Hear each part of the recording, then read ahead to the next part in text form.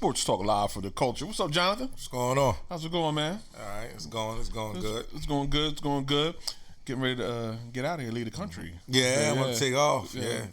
Take off, get out of the USA for a little bit. Yeah, a little vacay. Nothing wrong with that. Before we do that, let's get into this little sports talk. See, that we had. Nate just jumped on. See, Nate. Hey, what's up, Nate? How's it going, man? How you doing? He on board. That's Nate Buff Bagwell on Facebook, if y'all know him as his Facebook name. How's it going, Nate? Glad to see you can jump in and join us. I had a good time last week at Larimore. Yeah. Brewery down in Chester, talking beer, talking sports. It was a good time down there. Thoroughly enjoyed ourselves. Definitely be back again down in there. Brewery had some good brews. Talking a little bit about the Union and their season opener. Unfortunately, they fell victim to Dallas on the road for their season opener, down 2-0. But I'm sure they will bounce back in the near future. Got some bright things ahead of them. But let's jump into the association, the National Basketball Association. A lot of things going on with that. Had a little game last night. Oh, yeah. Two of the reigning MVP and the man that's always in the MVP conversation, Giannis and LeBron. The Lakers came out on top, 113-103. What you would have to think was like a showdown match. Even though the regular season is just the regular season, but there's some games in the regular season where you try to kind of make a statement, to kind of flex a little bit, to say, hey, if we see you guys, trust, we'll be ready. Yeah. This is one of those situations. And the Lakers came out on top. LeBron had 34 points, 8 assists, 8 boards. Giannis had 30 points. But I think the game came down to the fact that, and which we've talked about often, is Chris Middleton only had 12 points in that game. Yes. And that's been a factor a lot of people were talking about going into these big games in the postseason. How much money they gave him? He's a max player. Max guy putting up 12 points? Max players can't put up 12 points in those kind of situations. But what do you think? With this victory, even though Milwaukee has the better record, and we often talk about the conversational MVP, most valuable player to a team, the best player in the team, do you think this gives credence to LeBron? Because everybody would say the West is tough, and now LeBron, 17 years in the league, 17 years, 35 years old, 35 years old, is arguably the best player in the league this year. Do you think he deserves the MVP? If you're talking MVP, is it Giannis or is it LeBron? Because they're the two up for conversation right now. Correct. I mean, I think you should give it to the man. You know, the man with no Laker bias, of course. Yeah, with no Laker bias. I mean, Giannis. Giannis is doing his thing, but when you're only up by 3 games, and I'm on the East, you on the West. That's that weighs. You're not playing against the juggernauts every night. That weighs a lot. You're more of a in a more evenly playing field type of situation that you have over there with Giannis. But man, I just think what LeBron is doing is what he's doing is crazy. Incredible. Yeah, it's crazy at this time in his career. I thought we was just getting someone that was just trying to get their LA roots in, get their Vegas roots in, get their Hollywood roots together. That's what I was thinking when I seen the move for him coming to LA. But he's showing that he wants a ring. In LA, and you got to give it to him. I mean, I would give it to him. I think if you look at the work ethic to be 35 years old, 17 years in the league, and still playing, and then told the NBA he was going to lead the league in assists, and you're doing it. Yeah, he's calling the shots, and he's leading the league in assists, and it's arguably the best player in the league at 35, at 17. And last year he had some injuries, and we said, "Oh, that's it. Father Time is finally caught up. This will be the 60 to 55, the 52 game LeBron for the rest of the way. Where 40 of those games he's LeBron, the other 10 he's just a regular guy. Now he's shooting from half court. You shoot from half court out there now. He's adding something, to the game every year and to the conversation. And this just, when you start talking about LeBron James and his greatness and what he's doing on and off the court, the conversation on who he is in line with, because people are always going to be Jordan. Those people, they're going to say, well, I'm a big Magic guy. Who's the best ever of all time? It's all argumentative. But whatever you do, the class that he's in, it doesn't take long to take the role. Right, it's a very short classroom list. And as he plays more and more. Shout out to Rob Rogers. He just said, "Oh brother, here we go with the LeBron." I don't believe since LeBron came in the NBA, you can't talk basketball without mentioning LeBron name. It's just what it is. These whole 17 years, so. I mean, he came in with a lot of pressure, and he has lived up to the hype. 17 years later, it was when he came in the league, there's nobody that said 17 years later, this guy's still going to be arguably the best player in the league. That just doesn't happen. That just doesn't happen with any player in any league at any level, and especially in basketball, which is a very individual sport, even though his team is 5 guys on the court.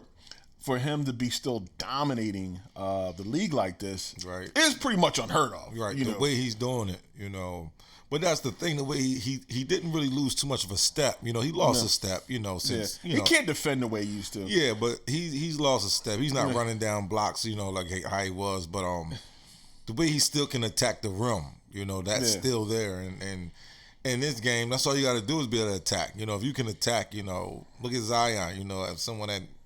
A baby, but he just knows how to attack to the basket, so, and that's what he does, It's remarkable though, man, what LeBron is doing right now. And I think I would give him the edge for MVP. If I had a vote, I would MVP on the LeBron conversation on what has always been stated when LeBron was in the East. He's not in the West. So you have to put that in light when you talk about LeBron in the MVP category. But if you look at now, he's in the West at 35 years old, and still doing great things. It's still exuding greatness. At this time in his career, when we actually thought we were going to see him go into the twilight, when we actually thought injuries and the mileage is going to catch up, and other people will be, kind of having to take a forefront role for the Lakers, but you still got the great guy you can go to in a fourth quarter. But no, that hasn't been the scenario. The scenario has been, I'm the best player in the league, and I'm leading this team to the best record in the West and the number 1 seed in the West. And when we get in the playoffs, we'll see how things goes.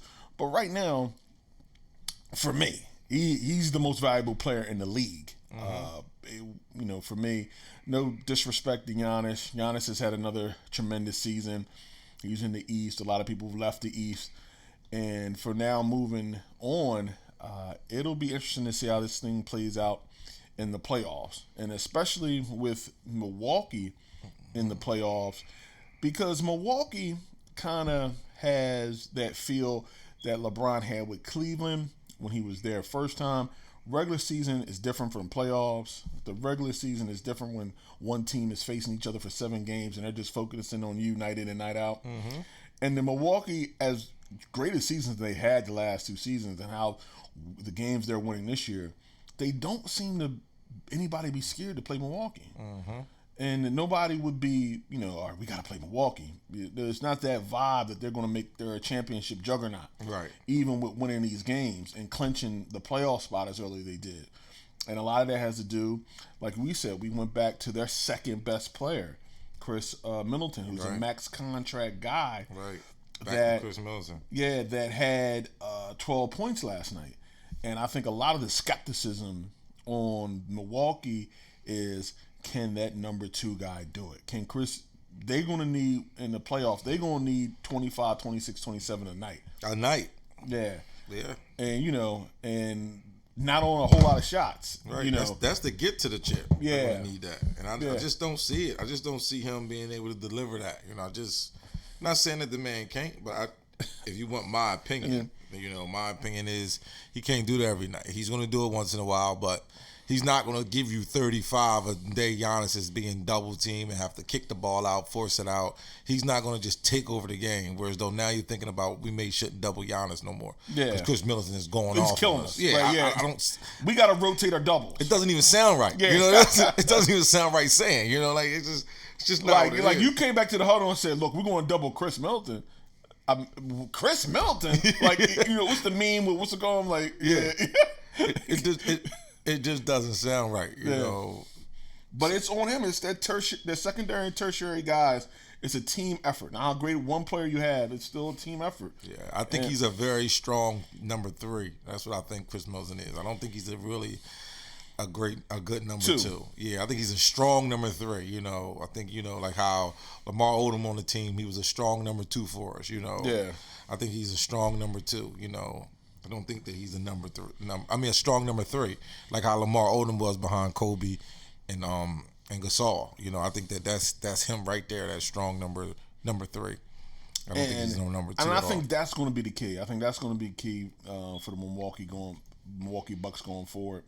Is what they can get out of Chris Middleton. Right, it has to be. But he's been playing well this year. I mean, this is the first time he really came up short. He really stepped his game up. But this is a playoff team. Yeah. This is after the All-Star break. This is when all the eyes are on you. Like, these games are a little more than regular season games. Yeah. And especially when the 2 MVPs are going at each other. You know, these games, they were the 2 people that made the All-Star game what the All-Star was. Them 2 said, I'm going to play. And the rest of the NBA followed and played because them two, LeBron and the Greek, they both brung it. They both brung it in the All-Star game and made everybody else follow suit and play defense, you know, and really go at it. You know, it was them two. So after that All-Star break, these games mean a little bit more, especially for them two. It meant a little bit more for LeBron and Giannis because this is the last time that they're going to meet until the MVP ballots go in. So people are going to remember this game, you know. So for Middleton not to do anything, 12 points. Yeah. That's somebody 8th off the bench, 9th off the bench, not your max contract player. 12 points, you look for Rodney Terry to give you 12 points and 12 boards, Yeah, and he has to shoot well because the brunt of it is going to go to Giannis, but he's going to have to take over. Like your number 2 guy at one point is going to have to take over a game. He's going to have to, in a 7-game series, to win 4 games, at one point, your number 2 guy is going to have to ball out. Yes. Most number 2s or number 1s can be a number 1. Yeah. We will never believe he could ever be a number 1. Like, that's not even a question, could he be a number 1? When you think of great number 2s, like, he's not a number 2.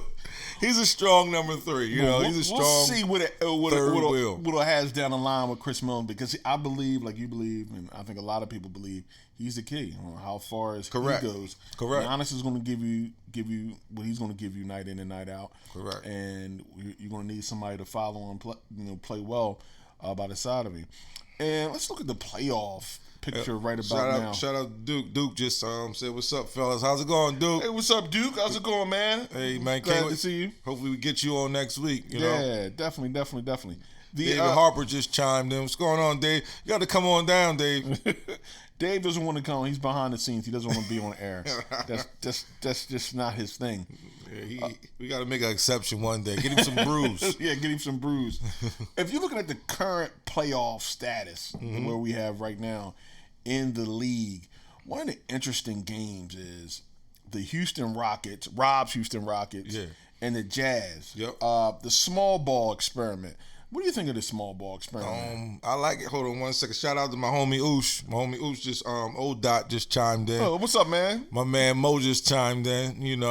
Heard you getting them wedding plans together, Mo. Congratulations. What I mean? Let me know. I'm around. I got the suit, got the tie. Let me know. Definitely take that walk. The Jazz versus the Rockets. Yeah. If you look at the standings right about now, this is how they would play out if the playoffs started. Yeah. What do you think about this small ball? This small ball, I think it was okay. I mean, I see what it's doing. It's going to get Westbrook.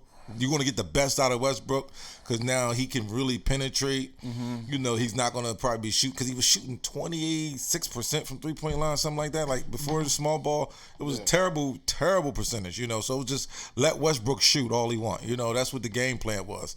And but now he can penetrate. No big man in the middle. I think for offense standpoint, I think for like what he has with his team, with Van Gundy has and everything, I think it's a good thing for him. But as far as on defense, I think they're just going to be. I think they're getting tired now. I think you see it. They lost to. If they don't Knicks. shoot well, they don't win. They don't win. The Clippers really blew them out because they went 3 of 34 from 3-point range. Yeah, they lost to the Knicks. And you shouldn't lose to the Knicks. No, you should never lose to the Knicks. But you should. That's another situation we're going to talk about too. We're going to get in. Go ahead. Yeah, they lost to the Knicks. You shouldn't lose to the Knicks. So I think it's. Rob boys got something to do, man. They got some trouble on their hands, man. I don't know what's going to happen in this playoffs, but I don't like them getting out first round, honestly. Do you think Memphis can hold on to the A spot? Because the Pelicans are making a push. Memphis has a tough record. Yeah. Pelicans lost some tough games recently, though, that may have hurt them. There's not too many games left. Yeah. So Pelicans lost a couple games that may have hurt them. They lost that second road game. And so I really, I want Memphis to get it because I don't want them to take it from John Morant as good as Zion's been, but he's only going to play 37 games. Yeah, he can't. I don't think they should. I don't want them to take Rookie of the Year from that man. And John Morant's been doing it all season. Yeah, but if he gets into the playoffs, if Memphis gets in the playoffs, John Morant has to be Rookie of the Year. But if John Morant slights out and Zion's able to score 25, averaging 23 points, all 37 games, it's going to be hard and get them into the AFC, which they're going to go home first round, but gets them into the AFC, it's going to be hard not to want to give that nod to Zion, So I just hope he keeps that 8th spot and make it work, But he has a tough schedule coming up, and I believe Zion and them have a much easier schedule than him. And the West is very tight because if you look at it, like the LA Clippers are supposed to face right now at the standings where they would face the Dallas Mavericks, right? And the Mavericks are 39 and 25, and the Clippers are 43 and 19. And Denver is 42 and 20, and OKC is 39 and 24. So the West is highly competitive. I mean, it's really tight. I mean, that can change, as we go down the home stretch where, there's only a few games separating your upper echelon teams on who they match up with, going into the playoffs. And that's going to be a really, really, really telling, I think, for the West, how those matchups play out. Because some teams you just match up better against. And some teams you don't, and you will rather avoid. Correct. My homie Mo said he like his Heat. He like his Heat to come out of the East, Okay. I really don't see that in the Heat. I think Heat is like just a rugged team. I think the Heat is like a outwork you team. And, I don't think... And when you see them, one night out of the... If Jimmy's not clicking, it's over for him. I don't see them being able to really do nothing once Jimmy's not clicking. That's why I don't see the Heat going that far into the playoffs. I just see like they're a regular season team. They're going to outwork you. And in regular season, that means a lot. I getting outworked.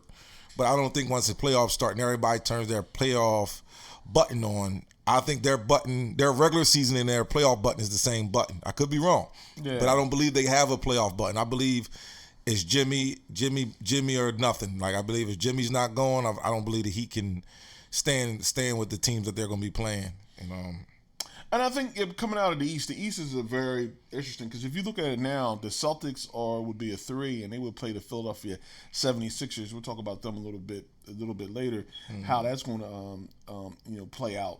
And if you're looking at the East, and the East has traditionally been an easier road to come through than the West. Yeah. So go ahead. We got to chime in. So my homie Uchi said the record. He said the Bucks is only in first place record because they're in the East. They'd be in 4th place on the West. Wow, so you definitely giving LeBron the MVP then. Definitely, you feel is that. But the East has played strong this year. Don't slight the East. The East has been. I don't think they're better than the West, but the distance between the West and the East, I believe, is closer. But you still have to give the edge to the Western Conference on strength of conference. I would say definitely. And I think when you look at the East is kind of, I don't know, it's kind of a toss-up. Because Milwaukee is, like we said, you don't feel Milwaukee is that runaway championship freight train that they're just going to plow their way through. Even with their exceptional record, you just don't get that vibe from them, as we talked about earlier in the show. So the East, to me, is kind of wide open. Anybody can get in there. and you're hoping that it all comes down to who's healthy and hot. If you can get hot and get a rhythm come the end of the season, you can make a run running the East. And you don't sleep on Toronto. I mean, Toronto has something to prove too. Siakam has really improved his game. He's become more of a scorer for them as they've moved forward to the playoffs. Yeah. So I wouldn't. They have the chip on their shoulder. We couldn't do it. We can't do it. Kawhi, we're going to be like how Cleveland was when they lost LeBron. We're only going to win 12 games. So it's a whole lot. We stayed on the same path with Kawhi or without him. They were 17-5 without Kawhi last year. Yeah. So that lets you know that it's not all Kawhi that's doing this. Yeah. So, and I think they have the advantage of no expectations. Like the one of the things I think some teams do, I think one of the things that's underrated in sports is when everybody expects you to get that chip, they carry that weight into the postseason. And can you do it? Can you handle it? Right. In the beginning of the year, we talked about the Philadelphia 76ers didn't handle that weight well. You got a bullseye on your back. Everybody's playing you hard. Everybody's playing you tough. And there's a couple of teams that are going to come in, as we saw with the Celtics last year. Yes. With the Celtics last year when they got Kawhi back, they got the other players back. Oh, man, y'all waited to the Eastern Conference Finals. Now you got all your players back. See you in the championship. And you might get Golden State. So that was the talk. It was like de facto last year the Celtics will be playing the Warriors for the chip, and we'll see how it goes. And 2 years ago, but it didn't happen that way. Things just didn't fall for them, and they did not play well. And then Kyrie coming back, and there was some team issues, and move forward, they didn't handle that situation well. And this year, without the expectations, their young players playing, they moved on from some of those guys, kept their core guys. They're third in the East, and they're going to go into the postseason maybe without expectations, but they have expectations on themselves. They have something to prove. Like Kyrie was the problem.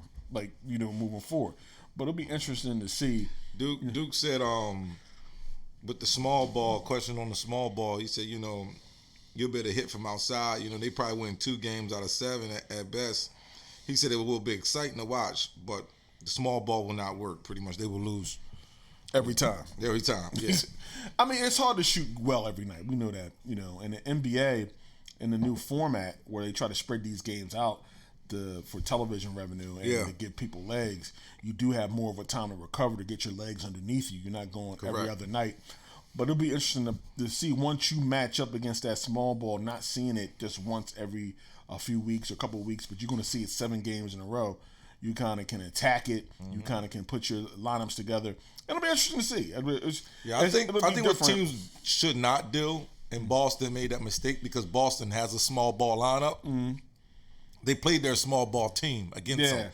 I wouldn't do what they do. I would play your regular team. I wouldn't get excited like the Lakers did in the first game. They went down low, over excited. I wouldn't do that. I would play regular ball, and I would play my regular team the regular way. I wouldn't just keep trying to throw the ball down low all night. Even though if Dwight is under the rim, he's under the rim. Give it to him. But I wouldn't overly do it the way the Lakers did it the first night that the Rockets came out with small ball ever. I wouldn't do it like that.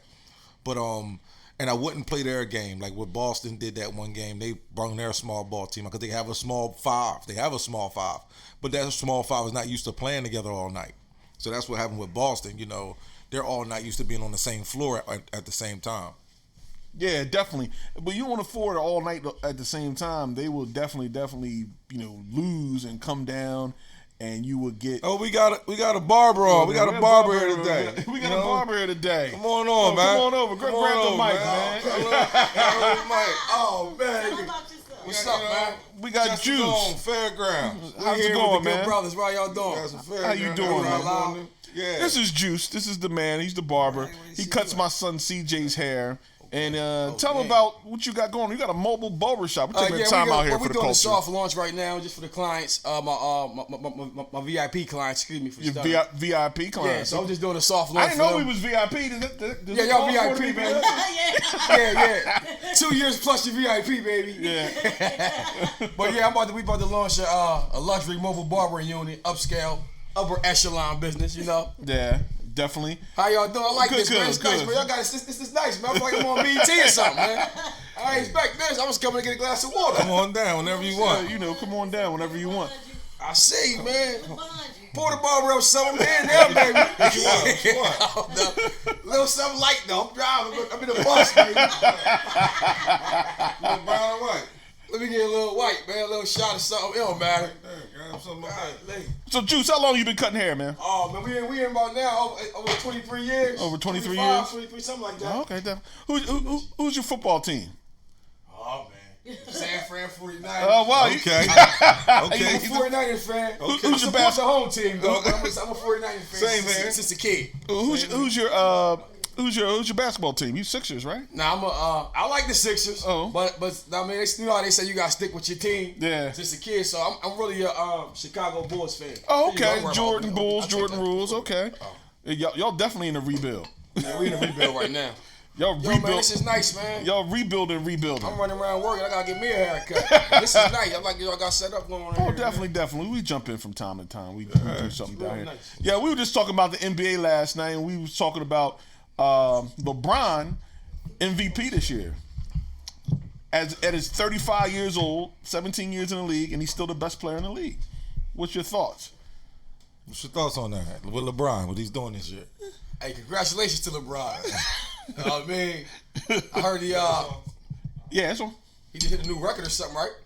Yeah, he got 35, 17, and he's 35 years old, 17 years in the league. He's out west. They said it's the tougher conference, and he's dominating out there. He's leading the league in assists. He said he's going to lead the league in assists. He did that, and we was having this MVP conversation. And the MVP conversation we were talking about has to go to LeBron this year. I mean, if you're going to keep it, 100, like you always said, the West is tougher. Now he moved out west. His team got the best record in the they West. got the stats in here. I don't know whoever watching, but it's going down over here. You got the screen up. I'm a little literate on sports. I watch it here and there, but they got the screen up. I can tell you the scores and everything over here. Like, it's serious. I done walked in a live show in here. Yeah, definitely. You know how we do it. We just try to keep it. I thought y'all was down here putting some equipment together. Y'all got the show going on. We got to get some extra sponsors and all that. Yeah, definitely. But yeah, I like this, man. Oh, cool, definitely. Microphones out, everything. Yeah, we do it top notch. Yeah, y'all doing it top notch down here. My county event. Yeah, we gotta come by the shop one time and broadcast from there. Well, now I'm bringing the shop to you, so you bringing the shop? I might gotta get what you do a little interview. Y'all give me a little interview off of there. So. Oh, definitely. We'll give you an interview for the launch. Definitely. But we A don't win-win for everybody. Yo, definitely we did that. We were just down in Chester at the brewery last week. So we go over to Lit Lounge over in Jersey. Yeah. We do the cigar shops. Man. We do everything. You come to us and you traveling around cutting hair. So you got a lot of VIP clients today, Juice? Yeah. I'm only doing VIP clients. I'm really not open to the public yet. Yeah. About a few more weeks we will be. I will be. And you'll be traveling and cutting hairs and everything like that. Definitely. Yeah. I'm working on everything. It's a future franchise business, so pretty soon I'll be taking investors and all that in about another month or so. Okay, definitely. Big visions, big things in the future. Oh, definitely. Sports Talk Live for the culture definitely be that's down. Something you got from that conference meeting with Jay, Real Estate Jay? Is that something that you picked up? Well, it's just an idea I had a few years ago, putting to make it. I brainstorm a lot. Yeah. So, come up with different ideas. How was that? Oh, man, with the experience down there, oh, it's awesome, man. I tell everybody should come visit, check the Black House out, Legacy Center and all that. Good people, good energy. Definitely good vibe, all support. We definitely got to check that out. Definitely, man. Y'all come on down, fly on down. I'll get y'all in there, VIP. Oh, cool. We want to mark our calendar. There you go. Celebrity host. Y'all the celebrity host, man. We'll be there. Sport Talk, definitely, man. Celebrity host here in Sports Talk. I'm about to get out of here. Y'all got the whole liquor store here. This is ridiculous. Now, we try to, No one house should have this much alcohol. With a beer tap in the door. That's about to be reloaded for NCAA. This is comfortable, man. Oh, cool, man. But thanks for stopping by. Man, thanks for taking care of CJ, man. We really appreciate it. The time, man. I didn't even know we was VIP, but now I know we y'all VIP. Man, y'all VIP celebrity host. You gotta come through, man. Watch a fight. You know what I mean? Come check y'all out, man. Yeah. Definitely. This is a nice little comfortable setup. If you know somebody want to talk some sports and they they legit and you can check them off as good people, you can let Relana know. Definitely. They can come down. We got to screen them. You can screen them right. Well, you gotta have some knowledge. Yeah, exactly. We don't want anybody not knowledgeable. We have a high. Yeah, we don't want nobody saying Steph Curry the greatest to ever play. We don't want that. No ignorance allowed. We don't want that, right? Well, definitely. No ignorance allowed. Nah. Definitely good looking Juice, man. But definitely, we'll definitely hype you up. Later, man. All right, man. I'm definitely. I'm gonna start. What days y'all be on? Saturdays, 2 o'clock, and then we record them. I'm on the van riding around. Yeah, definitely. Pop us up. I can't chime in live. I can talk, communicate with y'all. Yeah. You can just tag. You can shoot out. That's Ocean and everybody right there. Okay. Everybody come, man. How we on here like with the? How y'all wait up? That's behind the scenes, Juice. You don't love that. Cause I'm like, yo, we on camera, but y'all be good, man. Hey. Sit down. We can put the cameras up in the shot. We can put the cameras in the mobile joint while you driving around. You know what I'm saying? Boom. That's next. You know what I'm saying? That's next. Definitely. Live cuts. That's next. All right, man. Look, I'm going to the show from there. Matter of fact, I'm gonna keep you posted so you can keep the public posted. Okay, definitely. All right. Everybody, good seeing you. Oh, good seeing you. That's Juice. Barber. He cuts my son's hair. Great guy. Great barber. Check him out. Definitely. Jonathan knows him from growing up. You gonna switch back over? Yeah. Okay, I'm gonna put this right there. Yeah.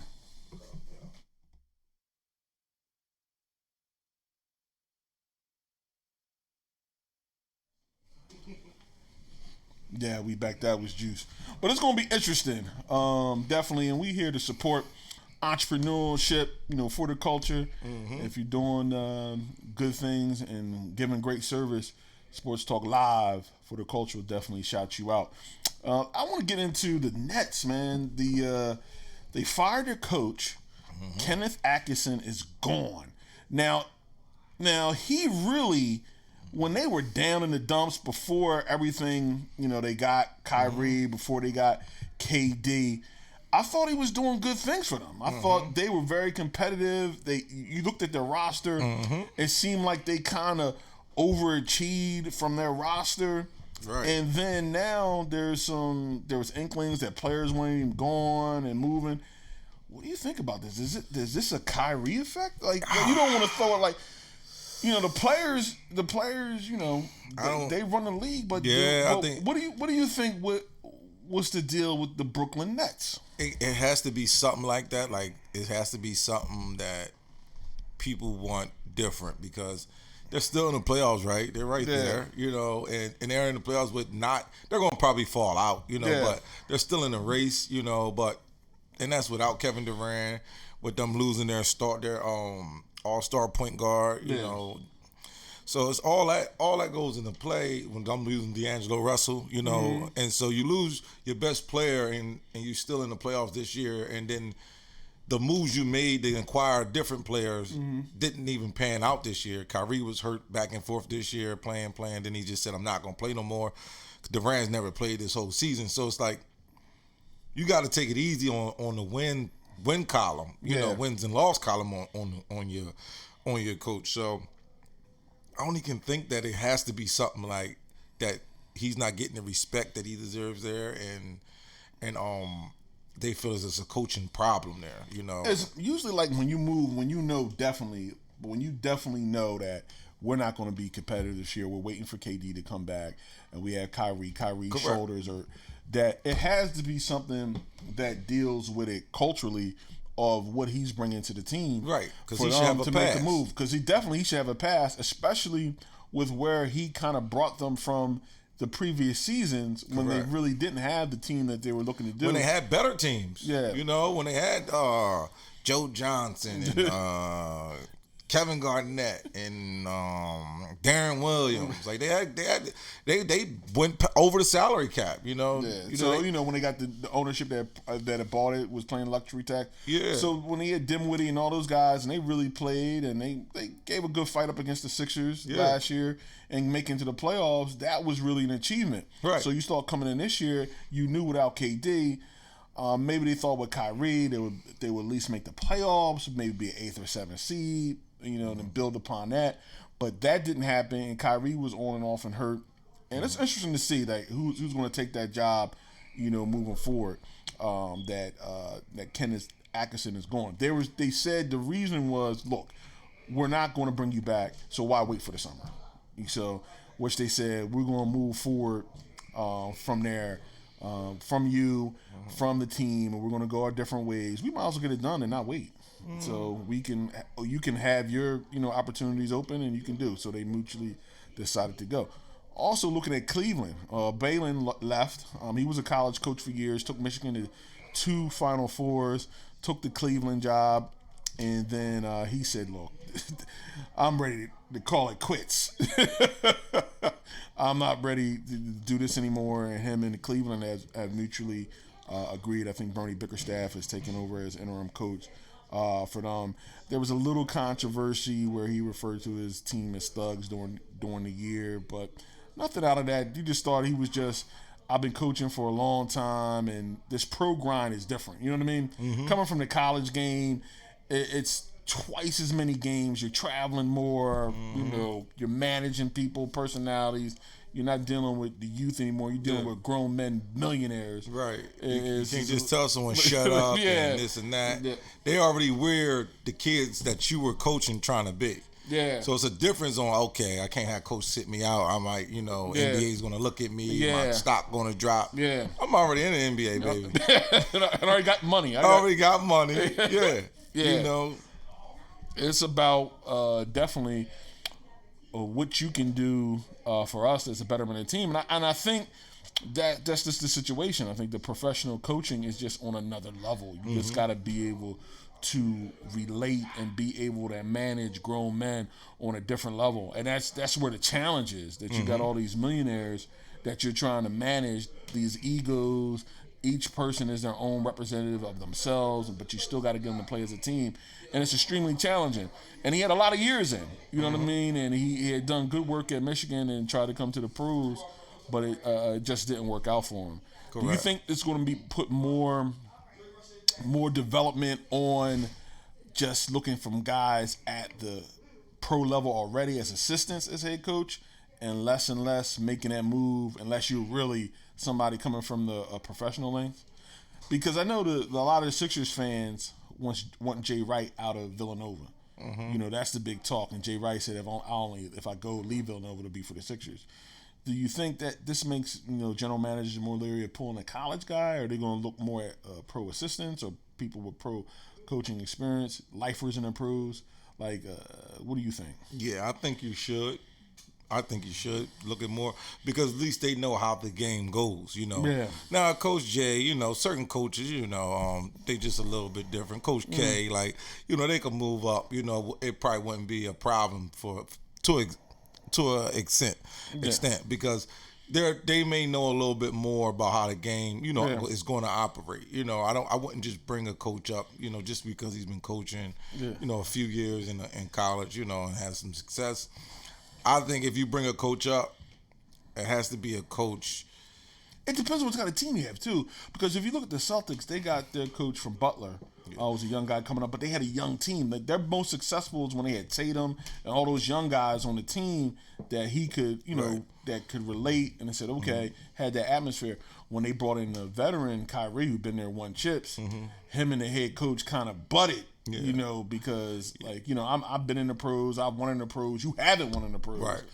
Kind of situation. I think they should go to get coaches that's already been doing it in that level, because they may do more work than the head coaches, But if you get a college coach, I think it needs to be someone that's getting the top 20 players every year. The top 9 players every year. Every year, they're going to get 3 of the top players, in high school. So because when you see that they have that kind of aura that can be translated. You see they get all the one and dones. How Kentucky was getting all the one and dones. Yeah, like Calipari. Yeah, Calipari. He's someone that could have moved. You see this guy's getting all the one and dones. Everybody's buying into him. Everybody wants to play with him. He has that energy. I wouldn't just grab like Temple though. Aaron McKee? Yeah, I wouldn't just grab, the old coach. John Chaney. Wouldn't grab John Chaney. Yeah, John Chaney. Those guys are not like. Yeah, I wouldn't grab Bob Knight, old school. Yeah, like Bobby that. Knight was my next guy. I wouldn't grab guys that's stuck in their ways, and that's not in tune with. It's my way or the highway guys. Right, I wouldn't grab where them. They have total control. Correct. I Over a went grab them and situation. plug them in because they don't understand that part. You know, they don't understand how this guy's getting all the one and dones, and he has no real track record of coaching. Yeah. You know, but everybody wants to go and play him and then go out. Usually, some money had something to do with getting. I'm just going to say I ain't want to go all the way there. You know, but it was usually- some dining and winding and dining and winding. Now, but now everybody's getting paid, so it levels the playing field. Correct. As they used to say, moving forward, like you used to be in those situations, and it's like, okay, so now we have a guy who's really dominant, but can he relate to millionaires? Correct. That's the big thing. Can he relate to millionaires playing ball? Right. And that's the situation.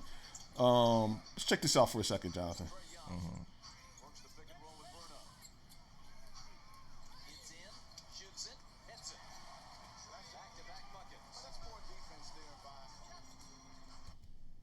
Shoot. Hold on, my fault. Oops. Ooh. He nutmegged Ariza, and Ariza didn't take too kindly to it. Right. Trey Young's patented move went between his legs, going to the ball, and Ariza gave him a nice forearm shiver, like hey, young blood, I don't play that mess. Here, you gonna do this Harlem Globetrotter stuff on me? I'm not about that, So, what do you think about that, Jonathan? What's your thought on that? It's a move that he uses. And I heard people talk about. Usually, people pass between. You see people pass between their legs, right. But dribble the ball between somebody's legs to go get in and score. And Ariza said, "Yo, you ain't embarrassing me out here with the forearm shiver." What was your take on this? Because this was a hot topic last week. The nutmegging of Ariza, and it's a Trey Young move that he does a lot. But after the game, Ariza says, "I ain't about that bleep."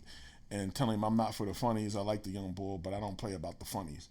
So what you think? Is it just, was Ariza wrong for that reaction? What do you think? I'm kind of mixed with it, all the way around mixed with it. It's like, it's like if you say, oh, that wouldn't have happened back in the day. Yeah. It would have been a much harder foul. He wouldn't even have got that shot off. Somebody else would have fouled him. Like it's like I'm all the way mixed with it, but I'm mixed with even I'm mixed with Trevor Ariza throwing it because I don't think he throws that forearm at someone else. Yeah. So it's like I'm just. You don't think he throws that forearm on a young person, like our old head or something? But nobody's going. But who else is going to do that? You know what I mean? I don't see him doing it, but.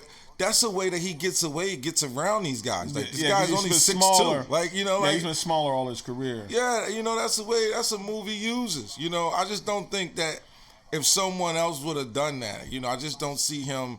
I don't see him doing that. If we know Kawhi wouldn't have did the move, but if Kawhi was to do the move, I don't see him doing that, going down and knocking Kawhi to the side of the.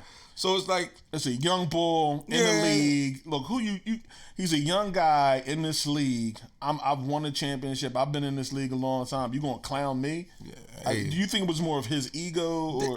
That's what everything it was. He felt embarrassed. But if somebody else get done, you would be laughing at it. But now that the joke's on you, you're upset. You can't handle it. So I'm mixed around with it all the way. Man, it's like I like the move. It was a move. To me, it was like, oh, get your legs together. Yeah, but he sent a message. He gave him the shoulder bang. It was a flagrant one. He was assessed by the officials and by the league. Yeah.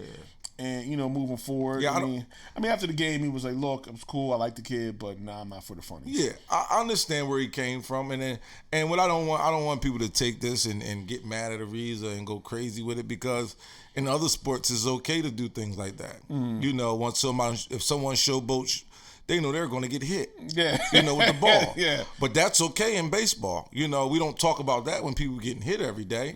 Because they showboated, because they did something just a little different than traditional when they came out. Maurice the Hammer Lucas, R.I.P. Maurice Lucas.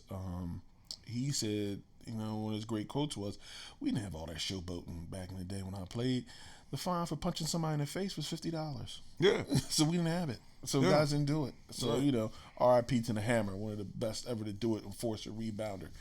Turned the series around against my Sixers back in 77. Yeah. Sixers up 2-0.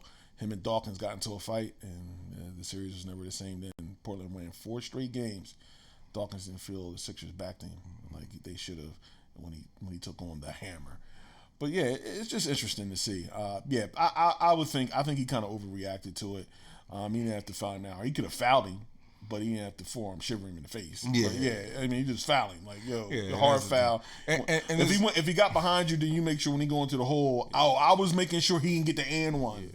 Wink. And it's a thing when everybody like I heard Steven Jackson say everybody wanted to fight in the building except for Trae Young. Yeah. So and you know that so you knew that he didn't want no problems like that. You know, but I understand. Well, don't put yourself in the way of getting problems. You know. Yeah. So hey, it goes both ways. Yeah, definitely. The next one has been a little chatter between Sir Charles Barkley and Draymond Green. Yes, sir.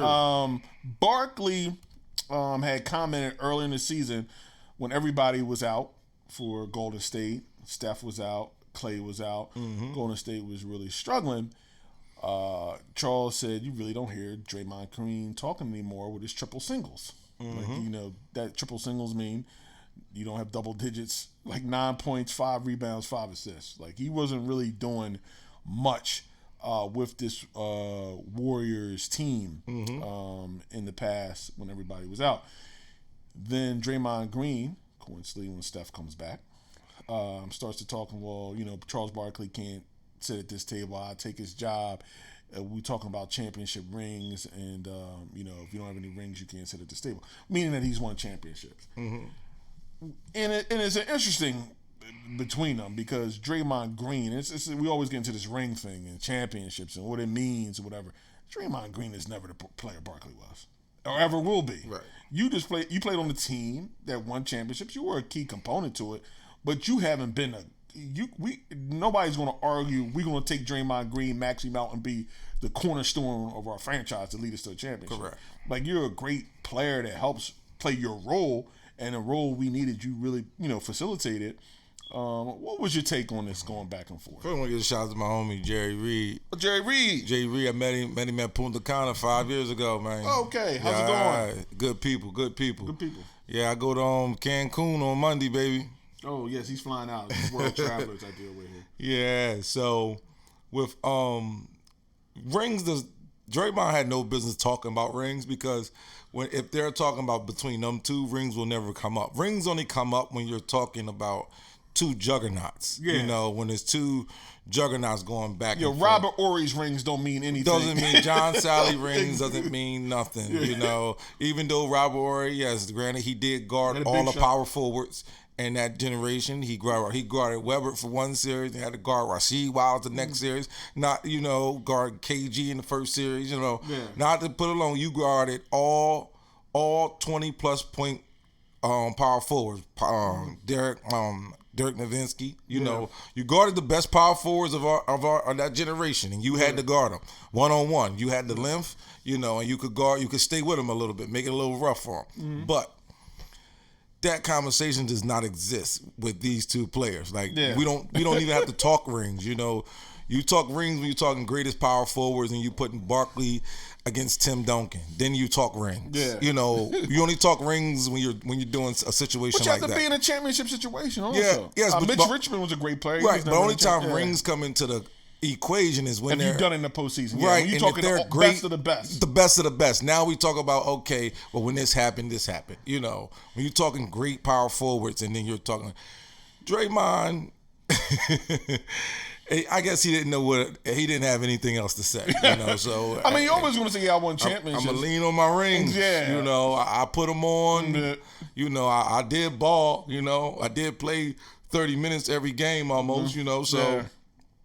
I did ball, even though on one or two of them you were the 5th best player, and on the other games you were the 3rd or 4th best player, on the team. Yeah. So I don't know if you could say that then when the best players are out, you're not doing anything. Yeah, like when the best player, if you started to say, okay, Steph and them are out, I was deferring. Yeah. Now I'm 25-10. Yeah. 25 points, 10 rebounds. Yeah, you won't even jack it up. At least Barkley gonna jack that 3 up. He gonna throw that joint up in the air. You won't even score the buckets. You know, if Barkley was playing and Doc went out, and okay. All right, you know, the dream went out. Oh, okay, all right. Yeah, I think you would have more leg of a stand on. I gotta put 45 up tonight. It ain't no problem. I don't have a problem with putting 45 up tonight. Whereas though now you're looking at Draymond say, look, some nights you're gonna give us 40. Yeah. And he disappeared this whole season. Yeah, and if he would at least been 25-10, you could really say something like, yeah, he 20s and 10. Like, I'm a double guy. The guys are going, so I'm taking. You play better with the stars there. Yeah, because you're a facilitator. Yeah, you're a guy that you're like the third wide receiver who takes advantage of the third best D-back. Yeah, you get in where you fit in. Yeah. You know, now that you got a score and people can put the best player on you and watch you and don't have to double Steph or keep eyes on Steph and Clay and everybody else. Now that doesn't have to happen, you're exposed. Yeah. You know, now somebody can stand on you and guard you all night. You can't just sit wide open in the corner to shoot a 3. Yeah. You have an actual player guarding you now. And you're the focal of the team. You're the focus point of the team's defensive pressure. So Charles would have loved that, whereas though you disappeared in it. So it's not really even a conversation. You know, Charles said what he said. I wouldn't even have a comeback if I was Charles. Yeah. You know. Yeah, I wouldn't have as much to say. Our Sixers minute. The Philadelphia 76ers, 10-9, 8-76. They got a road win. Mm-hmm. They got a road win the other night. In Sacramento. Yes. Your players played well. Horford came back, gave him some good minutes. But the story with the Sixers has been the emergence of Shake Milton. Shake and bake. And we're trying to figure out if Shake is, is this for real? Is this something that we can depend on? I'm interested to find out when everybody comes back, can he, be that guy that can give you 15 or 17 off the bench tonight? He could be the Sixers' Lou Williams, right. And be because he really stepped in and he's not bashful. I mean, that's definitely not like you were talking about Draymond stepping up and wanting to shoot and wanting to do those things. Mm-hmm. Shake Milton just said, "Hey, I'm here. Somebody's got to score. Why not me?" Yeah. So you figure with Embiid and Simmons out, that's 50+ points. Yeah, he said, "Look, we need shots, and I'm going to take shots." What do you think of Shake Milton? Do you think it's something that can last? Was he just a flash? Was this his Dana Burrows moment, or is this he has the potential to be a Lou Williams off the bench for 76ers? I think we have to play him and see. Yeah. I think we have to play him and let's see. Put him in the game, give him those minutes that he's not going to get the same minutes once Ben comes back, but we don't need to see Nate on anymore. Right. I think give him the minutes and let's see what he can produce. That's what I think, and he can guard, different positions. He can guard at least 2 positions on the court, and that's a good plus for him. Mm-hmm. So I would play him. Like I said, like you said, he's not shy, he's not afraid of the moment, and the Sixers need people that's going to shoot. That's always been the Sixers' downfall.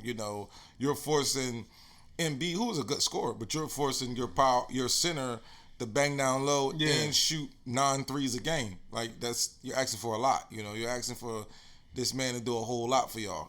So I think he needs to be inserted into the rotation. Completely. Do you think Brown will put him in? I mean, it's weird because his rotations kind of change.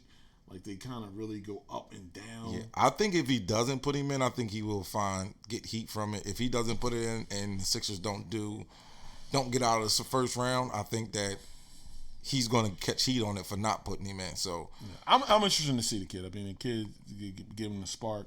This season has definitely been one of, we can say right now, underachievement. The Sixers currently sit as the 6th seed in the East, when expectations they would be 1 or 2. So definitely. Embiid looking to come back Wednesday against Detroit. Ben Simmons is still out with his back. At this point, do you get to a point where do you worry about rushing Ben out and say, look, it doesn't look like we're going to do it this year? Do you sit Ben? Just shut him down and say, look, come back next year. New coach, new scene, new rise. What do you think about that? Nah, I don't think you can do that with the Sixers because the NBA window is so small. Yeah, even and you though- figure, even if y'all drop to the 7th seed, Yeah. even if y'all drop to the 8th seed, I just don't see. I still think y'all have a chance every night over there. Like over in the East, I think y'all have a chance every night in the East, and even if y'all playing the 1st seed and y'all the 8th seed in the first week. First game opener of the playoffs, I still think y'all have a chance. You know, I still think it's a game plan y'all put against the Bucks, and y'all try to execute it. Yeah, definitely. That's been talk. I can bring it back because anything can happen. Yes, I mean, in the East, and I want to see this team play with the expectations. The main thing is it's no clear cut favorite. There's no juggernaut favorite. So 7 games is we are undefeated, you know, and it's not like it's like, okay, it's the Clippers and the Lakers over here, or it's the Golden State team. It's no Golden State team. It's no LeBron team that was, you know, the team that was running through everybody with the Heat. It's not, that team is not here. Yeah. So I think it's open season. You know, Kevin Durant's not here. You know, I think it's just open season for run with the opportunity. And I think them being able to play without those expectations, like, you know, they get in, we've been hurt, it'll be a lot easier for them because these other expectations, they have not done well with being the favorite. Let's jump into the National Football League, the NFL. Definitely moving on. There was a little trade that happens here. And it's interesting as you talk about how windows of opportunity and windows of have gone. If you look, a day after NFL insider Rappaport reported that Jaguars plan to use the franchise tag on Yannick Nugent, I hope I pronounced his name right, Jacksonville has agreed to send cornerback A.J. Bowie to Denver Broncos per Network's James Palmer. Jacksonville received a 2020 4th-round pick. That's it.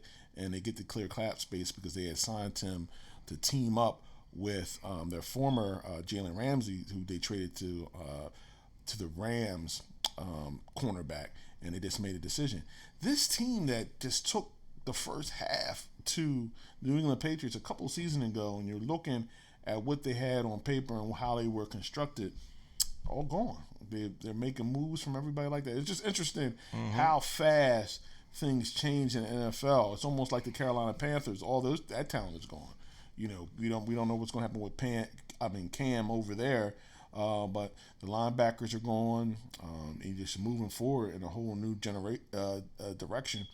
In particular, and you see that now. The NFL is really becoming like every other year. Like it's like you think these teams have put together a squad. Oh, they're going to be a problem for a while, and then bam, you know, that's it. They moved on. They've broken everything up. What do you think? They fired Coughlin.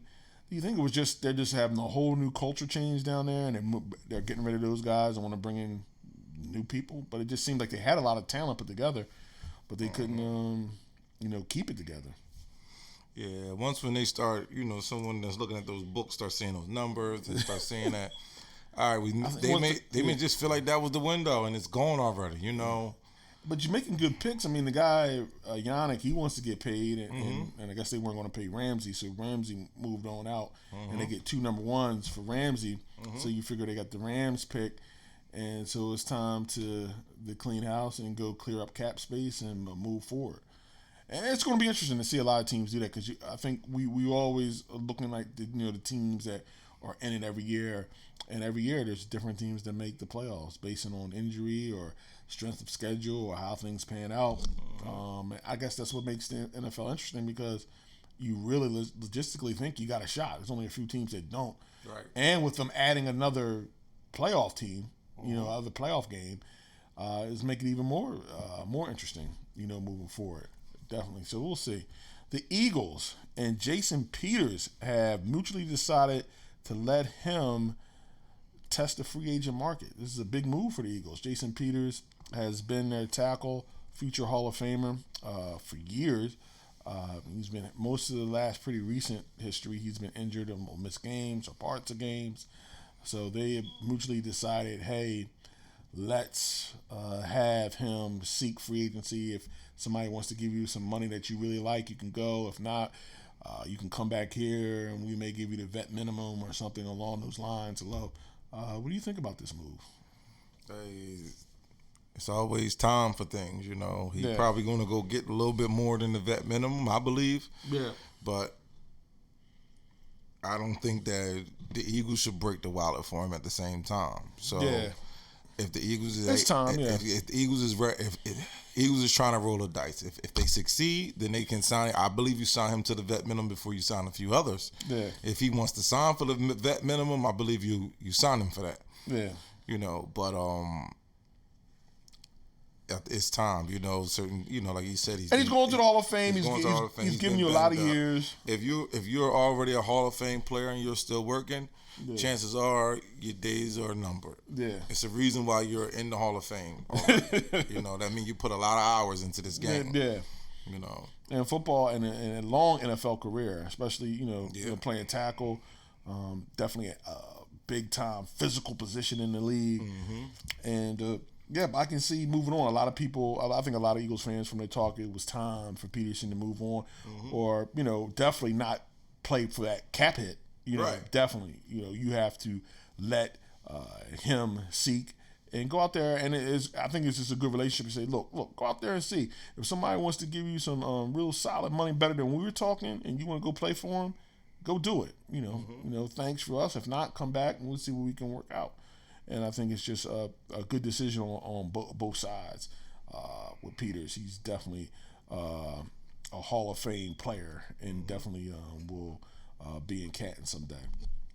The other topic in the NFL that's been really interesting is the ongoing saga with Dak and Jerry. There's been talk that Dak Prescott has been, and you don't know, what has been offered, but the rumor is $33 million a year, $105 million guaranteed. If those are the numbers on the table, I would say, Mr. Prescott, you should take that. $105 million guaranteed, $33 million, and I'm saying that because one reason, you're a quarterback, you can get a third contract, especially as long as quarterbacks are playing in their 40s and you're 26. That's another contract. Maybe another contract and a half. So after you sign this contract and you grow and develop and get better, and who knows, you may never become a win because of quarterback. You may be a win with quarterback, but leadership and playing well and, being stability, no drama, and being there, being durable, being, availability is the best ability, as they say.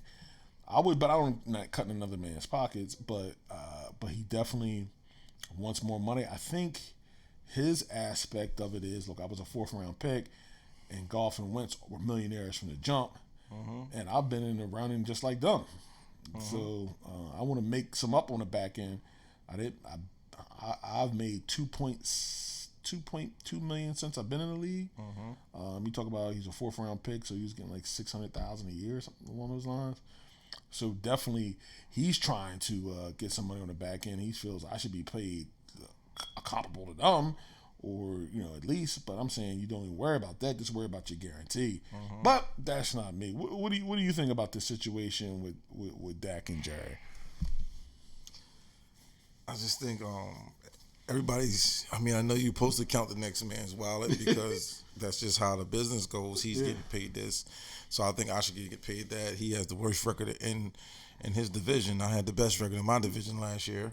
So I think for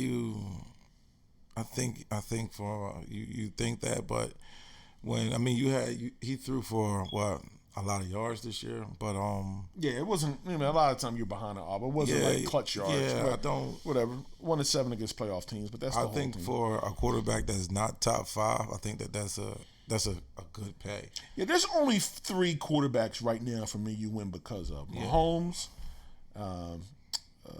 and my man in Seattle, and Aaron Rodgers. Those are the 3. So you wouldn't put Breeze there? Nah, I don't think Breeze, because they won. And you wouldn't put the guy from the Texans there? Maybe he can go in there. Yeah, the Texans. I'll throw him in there. Yeah, I think he would put him in there. Yeah, You know, even though he hasn't won nothing, but I mean, but they're getting where they because of him. Like you take him out the equation, right? Heck's gonna. That's what I'm saying. You're right. You know, you're right. I'd say Pat Mahomes. And you left the MVP out. I said Pat Mahomes first. The MVP of this season. Oh, you talk about. Yeah, I mean that's true. That style. With that style. Yes, with that style. Now, if it was an open space, 4 receivers, then no. But I think there's nothing wrong with their playing. We put together. It's just you throw. Yeah. When I say win because of, I mean we just put you on the field and you can make something happen for us. Correct. With the receivers and everything. So I think that's still Aaron Rodgers as he's fleeting. Pat Mahomes, Russell Wilson, Deshaun Jackson, and I guess you have to put Lamar in there because if you take him off that team, they're not. Yeah, I mean he was MVP of the league, so then maybe Breeze. I would say Breeze is close, but he's there. He's there with but you can't argue it. I wouldn't argue it. Yeah, if you throw him in there, I wouldn't argue it. Yeah, I wouldn't argue it. Right. But my man came in and went undefeated. Yeah. But with the win with, you know what I mean? Yeah. He won undefeated with the win with. But when that happens, the whole team stepped up. Yeah, the defense played well. The defense balled out during that stretch. That's why I thought they would make a run. And the thing because something like a Nick Foles situation, you know, everybody picks up. Everybody picks up. Running back runs harder. Everybody blocks harder. Yeah, everybody is doing a little different. Yeah. But I think you take that money, not being being in the bottom top, the top 10 at the back end of the top 10 probably quarterbacks in the league. I think you take that money and Jared Goff got paid. He shouldn't have got paid that, So it's not like we paid these guys and they should have got paid this. No, he shouldn't have got paid that, Kirk Cousins started this wave. He shouldn't have got paid that, So I think you take the money, like you said, the guarantee, you take that and like you said, you play for your next contract. Like it's time to play for the next contract, Yeah. Because you started off on fire last year. We thought you was going to be able to write your own ticket, Then you just we don't know what happened. You start off 4-0, 5-0. You start off with a tremendous record, 3-0. Yeah.